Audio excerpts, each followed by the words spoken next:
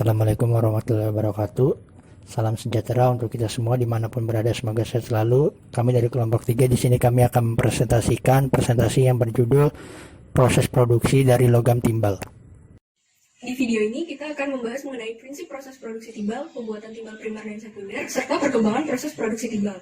Untuk timbal primer sendiri, prosesnya itu didominasi oleh peleburan konsentrat timbal sulfida melalui sinterplant blast furnace. Karena biaya operasi tungku yang tinggi serta masalah lingkungan dan teknis, muncul alternatif lain, yaitu direct smelting reduction yang terdiri dari tahap oksidasi dan reduksi dengan memanfaatkan panas eksoterm. Nah, timbal primer juga dapat diproduksi dengan menggunakan reaksi pemanggangan. Untuk timbal sekunder diperoleh dari daur ulang limbah baterai asam timbal.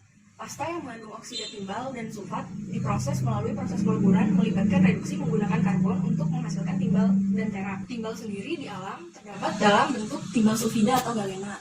Nah, karena nilai ekonomisnya, produk sampingan utama dari proses produksi timbal adalah perak. Prinsip proses produksi timbal. Di sini ada dua diagram Ellingham. Gambar sebelah kanan menunjukkan bahwa timbal monoksida dapat direduksi oleh karbon atau karbon monoksida. Reaksi-reaksi ini menggambarkan tahapan reduksi dalam proses reduksi sintering dan reduksi peleburan langsung. Pada gambar sebelah kiri dapat dilihat bahwa oksigen adalah satu-satunya senyawa yang secara ekonomis dapat menghilangkan sulfur dari sulfida. Selanjutnya ada diagram fase stabilitas. Diagram ini mengidentifikasi fase stabil sebagai fungsi temperatur dan tekanan parsial gas-gas yang terlibat. Diagram ini terdiri dari dua jenis, yaitu konstan temperatur dan variabel temperatur. Untuk konstan temperatur ditunjukkan pada diagram sebelah kiri pada temperatur 1100 Kelvin. Terlihat bahwa timbal sulfat dan oksisulfat stabil pada suhu ini. Sementara untuk variabel temperatur ditunjukkan pada diagram sebelah kanan. Suhu harus melebihi 1373 untuk menghindari pembentukan oksisulfat. Pembentukan logam timbal membutuhkan potensial oksigen yang lebih rendah daripada pembentukan oksida timbal. Assalamualaikum warahmatullahi wabarakatuh. Nama saya Muhammad Narya Farida. Di sini saya akan menjelaskan 3 poin, yaitu kesetimbangan fasa dan kimia yang masih relevan dalam proses pembuatan timbal, dan yang kedua itu alur dari galena menjadi timbal, dan di situ akan dibagi dua, jadi sinterplant blast furnace process dan direct smelting reduction. Dan poin yang ketiga yaitu reaksi kimia yang terjadi dalam peleburan timbal tersebut. Sekarang saya akan menjelaskan poin pertama, yaitu kesetimbangan fasa dan kimia yang masih relevan dalam produksi pembuatan timbal. Yang pertama, dalam penyusunan diagram Ellingham dan diagram stabilitas fasa, kesetimbangan kimia yang dipertimbangkan ada dua fasa, yaitu fasa gas dan fasa solid. Dan kedua fasa itu selalu dalam kondisi standarnya. Dalam proses peleburan fase cair, yaitu logam dan terak, dihasilkan dari suhu operasi yang tinggi. Dua spesimen yang berpartisipasi dalam proses tersebut menunjukkan tingkat kelarutan yang berbeda dari keduanya. Dalam produksi timbal sulfur menunjukkan kelarutan yang signifikan panas, signifikan di temperatur tinggi, dan dia memiliki temperatur yang khusus. Selanjutnya bahan flux akan ditambahkan untuk menghasilkan terak yang akan menghilangkan pengotor dari logam cair tersebut. Timbal monoksida kemudian akan larut juga dalam terak cair. Kemudian poin kedua saya akan menjelaskan alur pembuatan galena yang akan dibagi dua, yaitu sinterplant blast furnace proses dan direct smelting reduction.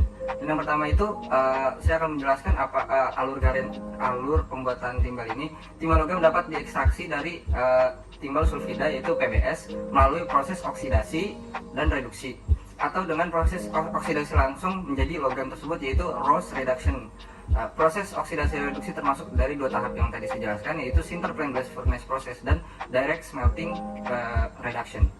Oke, di sini saya akan menjelaskan alur pertama, yaitu sinterplant blast furnace process. Yaitu di sini timbal sulfida akan dioksidasi dalam keadaan padat untuk menghilangkan belerang saat memproduksi PBO tersebut. Nah, di sini kan PBO itu produk sinternya, kemudian direduksi menjadi timah. Biasanya dalam blast furnace tersebut akan ditambahkan kokas. Nah, dan di situ juga flux akan ditambahkan untuk membentuk terak cair, di mana oksida besi itu akan dihilangkan. Nah, di sini saya akan menunjukkan gambar alurnya dari sinterplant blast furnace process. Dan alur ini sendiri pun memiliki kekurangan, yaitu partikulat gas timbal dan efek rumah kaca, yaitu di sini banyaknya gas emisi yang keluar, yaitu salah satunya karbon. Dan alur ini sendiri pun memiliki kekurangan, yaitu partikulat gas timbal dan efek rumah kaca, yaitu di sini banyaknya gas emisi yang keluar, yaitu salah satunya karbon monoksida yang akan mencemarkan udara kita ini. Dan yang alur kedua adalah direct smelting reduction. Nah, di alur ini akan berlangsung suhu yang cukup tinggi yang tinggi bahkan, yaitu di atas 1473 Kelvin. Untuk melelehkan produk oksidasi, kedua langkah oksidasi dan reduksi berlangsung dalam satu unit. Ini memungkinkan panas oksidasi sulfida untuk dimanfaatkan secara langsung dalam proses. Dan protein ini menjadi dasar untuk sebagian besar proses peleburan yang berlangsung sampai sekarang ini, seperti KSL, Isamelt, dan Ausmelt, dan yang terakhir Outokumpu yang sekarang namanya Outotec.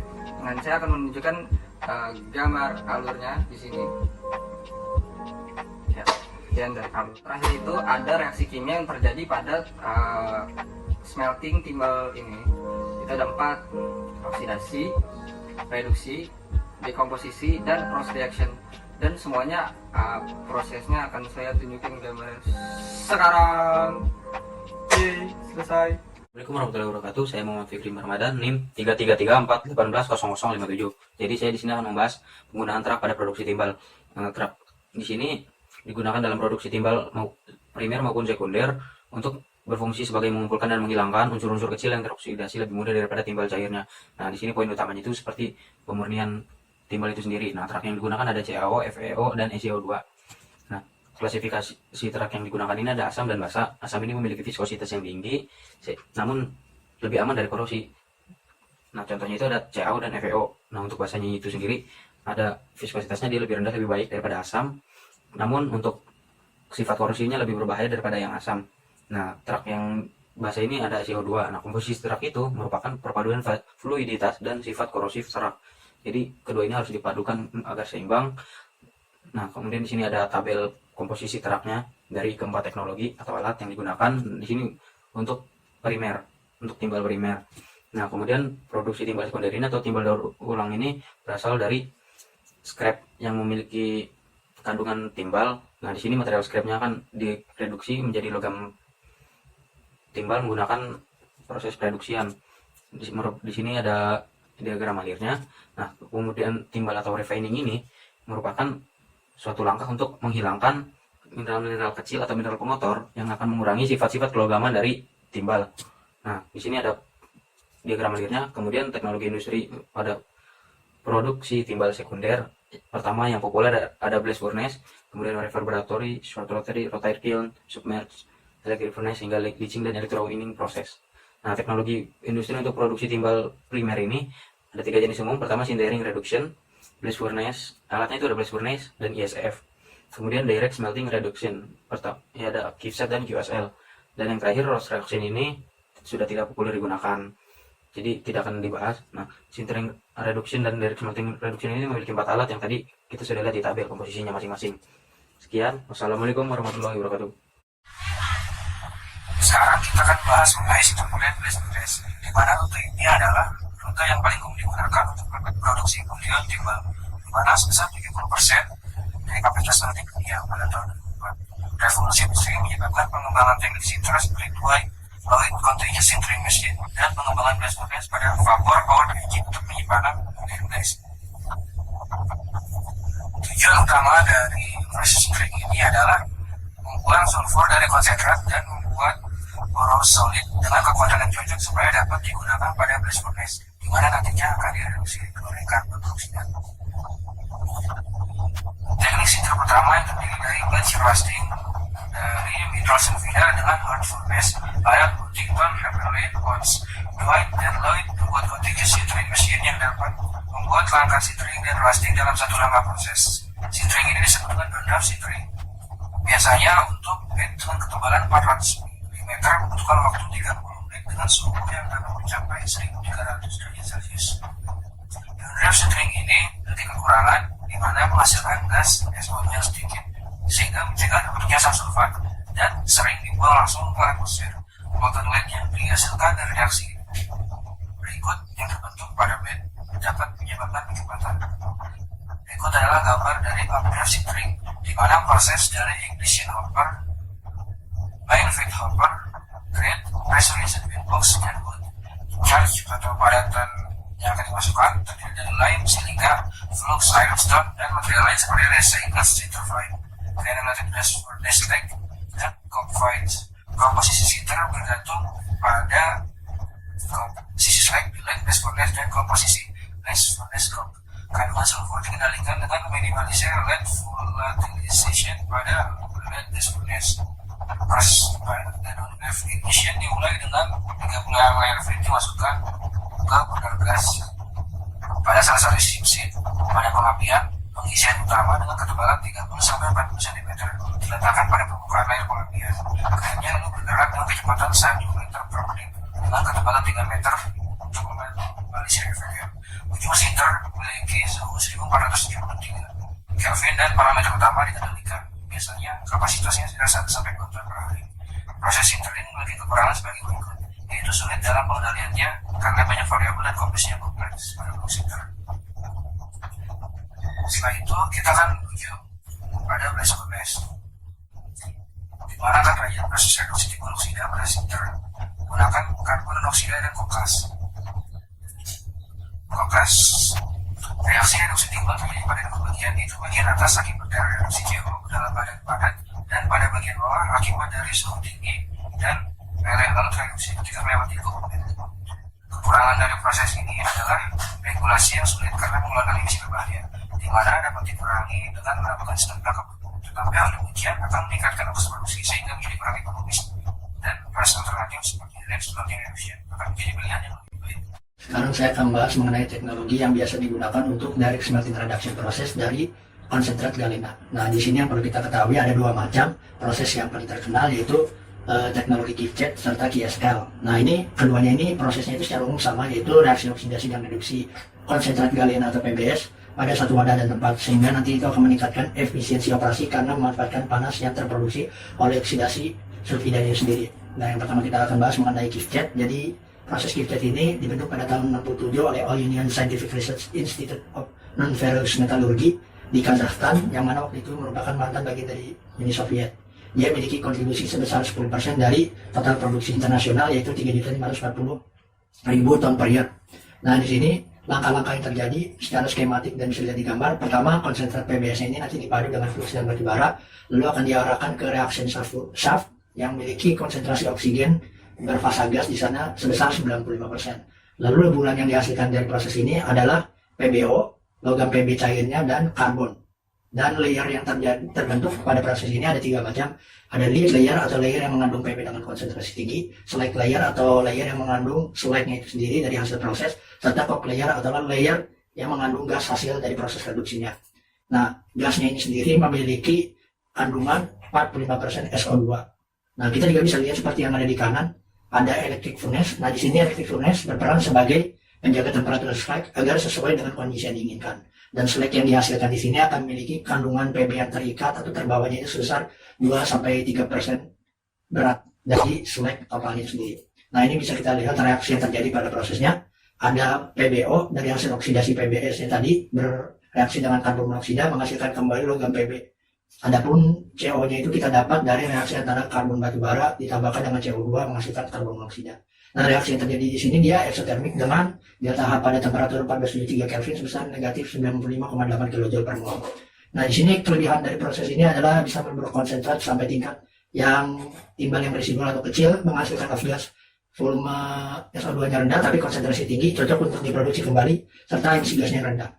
Lalu ada proses KSL yang dibentuk pada tahun 73 oleh Keanu dan Sherman dan kembali dikembangkan oleh Lurgi Chemi pada tahun 74. Memiliki kontribusi sebesar 8% dari total produksi internasional dan mampu melakukan reaksi peleburan PBS dan reaksi karbotermis PBO-nya itu lagi nanti dengan secara autogenus atau secara otomatis dalam satu wadah atau tempat. Nah, secara skematik seperti ini. Jadi dia terpisah menjadi bagian oksidasi dan reduksi, yang mana nanti di bagian kiri ada oksidasi. Pertama, feed-nya masuk berupa konsentrat, flux, residu konsentratnya sendiri dan batubara, ditambahkan dengan gas oksigen yang masuk di daerah oksidasi ke molten bed membentuk PBO dan SO2 serta produk logam timbalnya sendiri. Nah, reaksi ini bisa dilihat seperti pada gambar. PBS bereaksi dengan oksigen menghasilkan PBO, dan PBL-nya ini akan bereaksi lagi dengan oksigen membentuk PBO. Nah, menghilangkan PBO kita bisa reaksikan dengan PBS sebagai feed untuk menghasilkan logam timbalnya sendiri. Di sini karena persen oksidasinya itu tinggi, maka slag mengandung 40% PB yang nanti direduksi kembali di daerah reduksi. Nah, di daerah reduksi ini diinjeksikan batu bara serta oksigen untuk menciptakan atmosfer yang sesuai agar bisa mereduksi PBO-nya itu menjadi PB sehingga PB-nya bisa dimanfaatkan kembali. Dan alhasil slag yang dihasilkan memiliki komposisi PB sebesar 5% dari persen barat. Nah, ini ada yang menarik. Kemudian ada body dan electric furnace proses yang mana terletak di Swedia dan satu-satunya yang bisa memproduksi PB dari galena fasa liquid. Dia diproduksi di Swedia menggunakan PBS-nya yang lokal dengan kualitas tinggi. Jadi langsung menggunakan galena yang diproduksi langsung oleh Swedia. Nah, proses seperti ini jadi feed yang berupa hydride PBS, flux dan cold. Nanti seperti sebelumnya dioksidasi dulu di electric furnace, PBS-nya membentuk PBO. Lalu terbentuk dua layer, ada layer PB yang mengandung PBO dan PB serta slag layernya yang mengandung senyawa sulfida. Lalu slag sulfida ini dieliminasi kembali dengan reaksi roasting sehingga slag mengandung 4-5% persen berat PB dan off-stream gas mengandung sebesar 8% SO2. Di sini saya akan menjelaskan tentang teknologi produksi sekunder, di mana meliputi tungku reverberatori, tungku ledakan sekunder, rotary kiln, tungku putar pendek, dan tungku busur listrik atau yang disebut electric arc furnace. Yang pertama adalah tungku reverberatori. Tungku ini menghasilkan timbal cair dan timbal-timbal tinggi yang harus dikurangi secara berurutan dalam proses sekunder seperti tanur listrik atau tanur tinggi. Tungku ini terdiri dari perapian persegi panjang dengan dinding berlapis refraktori, atap melengkung, pembakar, dan berbagai port untuk umpan padat dan gas buang. Yang kedua adalah tungku ledakan sekunder. Dalam produksi timbal sekunder, tujuan tanur tersebut ada dua, yaitu peleburan seluruh baterai limbah dan pengurangan terak gema. Adalah rotary kiln. Rotary kiln digunakan untuk memproses komponen yang mengandung timah yang dihasilkan dari pemisahan baterai limbah. Komponen utama rotary kiln adalah kemiringan poros reaksi silinder berlapis tahan api yang dilengkapi untuk memutar rol dan pembakar. Proses panas dihasilkan dengan membakar kokas halus atau batu bara yang terkandung dalam muatan dan panas eksotermik reduksi PBO oleh CO. Proses ini menghasilkan timah cair dan terak dengan 3-5% PB. Kelemahan dari teknologi ini adalah unsur yang pendek dari liner refraktori tersebut. Yang keempat adalah tungku putar pendek. Tungku putar pendek adalah tungku yang paling banyak digunakan dalam industri peleburan timbal sekunder. Karena operasi batchnya, tungku ini menawarkan fleksibilitas yang besar untuk secara terpisah seperti peleburan logam, mengurangi pasta, dan membuang unsur-unsur kecil seperti arsenik dan antimon. Yang terakhir adalah tungku busur listrik atau EAF. Digunakan untuk mengurangi terak 35-50% PB yang diproduksi di tungku gema. EAF timah hitam terdiri dari air yang didinginkan, berlapis tahan api, dan elektroda yang terpasang pada atapnya. Tren dalam produksi timah industri dapat diringkas sebagai berikut. Peningkatan kemampuan memperlakukan campuran sumber timbal primer dan sekunder. Yang kedua, peningkatan proses pretreatment untuk baterai timbal asam limbah untuk memenuhi peningkatan peraturan lingkungan. Yang ketiga yaitu pengembangan teknologi hidrometalurgi baru, seperti proses Duran. Dalam proses Duran, konsentrat timbal sulfida larut dengan asam fluorik sesuai dengan reaksi seperti berikut ini. Setelah pemurnian, timbal dipulihkan dan dilarutkan dengan proses electrowinning. Duran teknologi menghadirkan atribut-atribut seperti berikut. Yang pertama yaitu produksi langsung 99% PB dibandingkan dengan 95% PB yang diproduksi dalam proses peleburan sebelum penyulingan. Yang kedua, pengurangan emisi gas rumah kaca. Yang ketiga, pengurangan dalam kebutuhan energi. Dan yang keempat, tidak ada slag, aliran of gas, atau debu yang dihasilkan. Demikianlah hasil yang kami dapat presentasikan. Di akhir slide terdapat pertanyaan yang dapat dijawab oleh teman-teman di kolom komen. Terima kasih yang telah memperhatikan. Wassalamualaikum warahmatullahi wabarakatuh.